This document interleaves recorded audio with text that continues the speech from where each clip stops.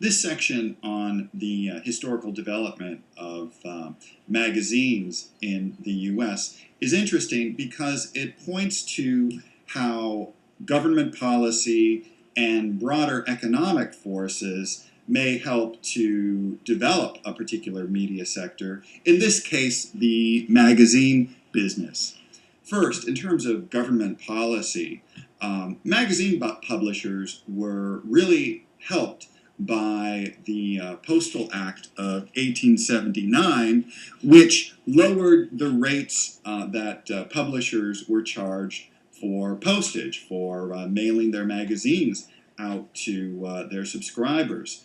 That made it much easier for magazines to have a profitable business because this really lowered their expenses for distribution, for getting their magazines out to subscribers. Now, magazine publishers were also really helped by this broader economic move towards a more national market for consumer products in the U.S. At the time of the late 1800s. Basically, at this point in the American economy, businesses were trying to develop a national market for their goods and services. So, for instance, a soap manufacturer was trying to sell its soap product nationally. This had been a change from the previous trend in American economic history when earlier on there was much more of a local and regional market for goods and services. Now, in the late 1800s, companies were really trying to sell their products on a national wide basis. And companies found that magazines were a really attractive vehicle for really marketing and promoting their products. So advertisers relied heavily on magazines at this point in American history to advertise their goods and services to develop this national market for their products. So this, I think, has some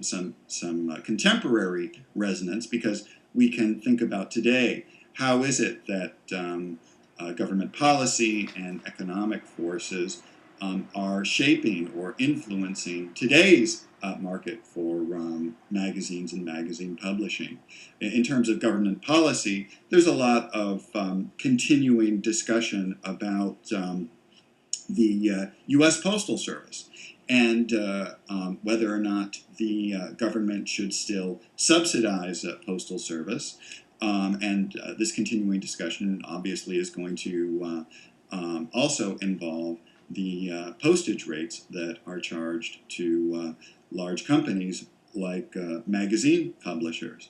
And advertisers are also going to continue to affect the fate of magazines since increasingly advertisers are trying to reach very specialized niche audiences for their goods and services. So again, an interesting question about how government policy and broader economic forces and the needs of businesses affect the fortunes of a particular media like magazine publishing.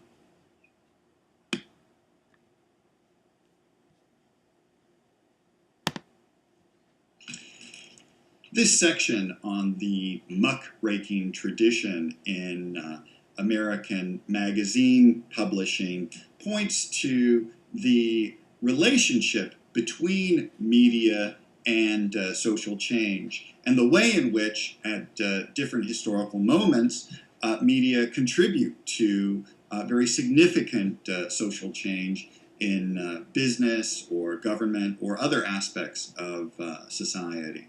So as magazines became more successful in the early 1900s, subscribers and readers were increasingly attracted to the format of magazines that let reporters and journalists write longer and more in-depth stories on a particular issue.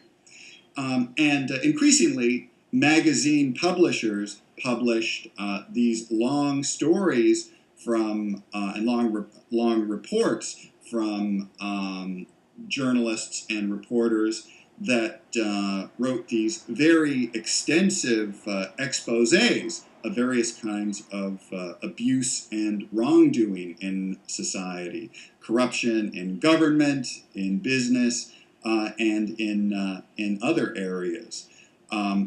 Magazine editors increasingly published the work of independent investigative journalists that did these exposés on things like the meatpacking industry, slaughterhouses, sweatshops, government corruption, shady medicine produced by hucksters.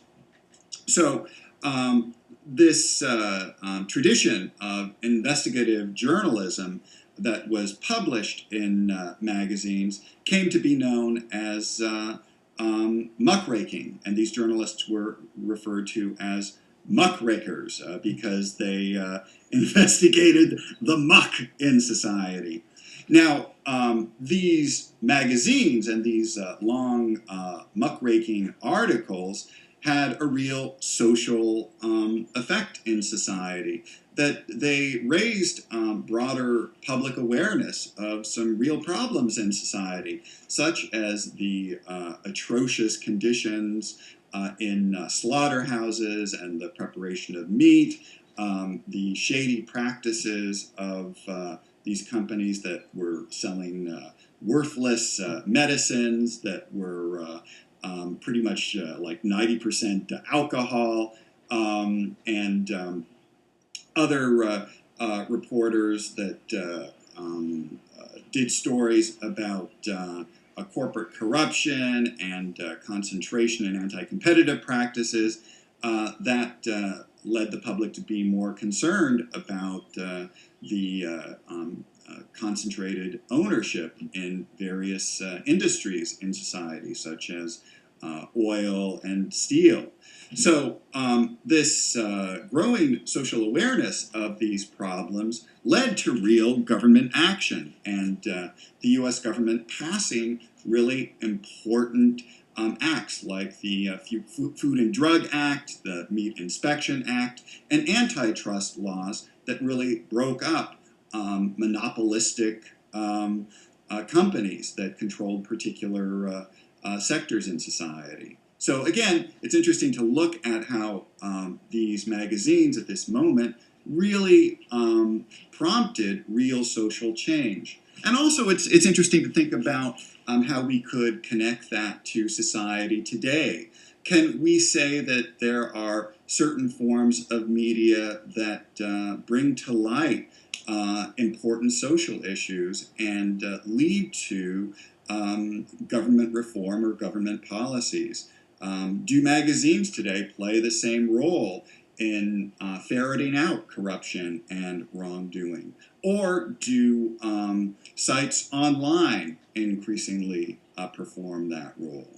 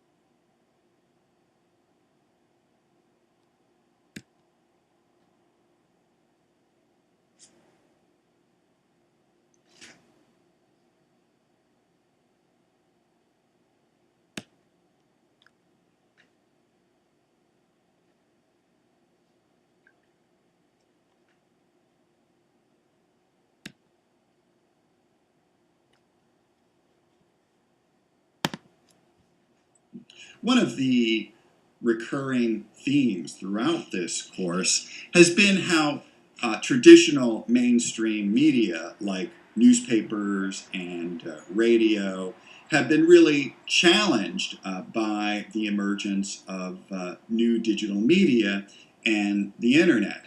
That these traditional media have found that people tend to prefer to go online to get their information and content and entertainment for free without paying for it. And also, people prefer the immediacy of just being able to go online at any moment, get updates for news and information, and so on. That people don't want to wait around 24 hours to get news from their daily newspaper.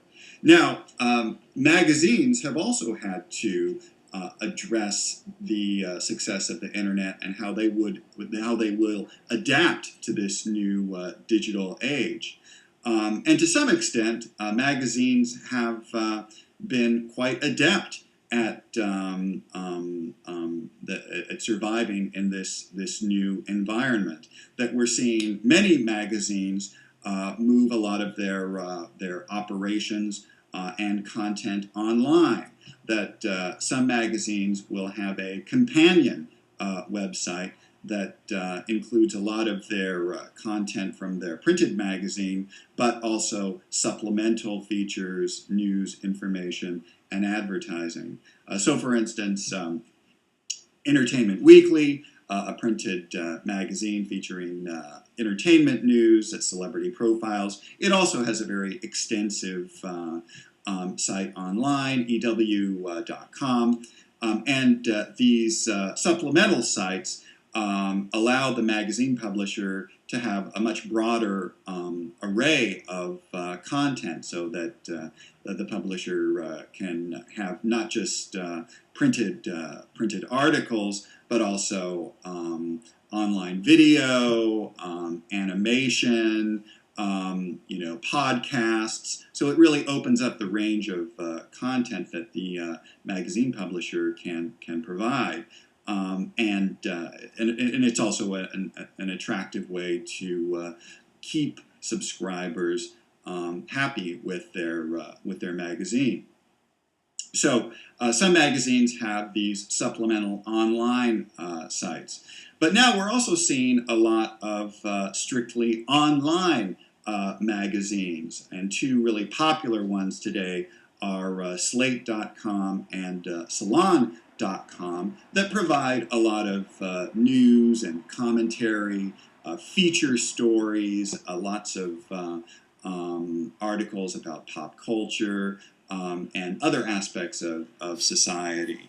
And those sites are basically free, but they're also advertiser supported. So they're able to remain profitable based on their advertising revenue.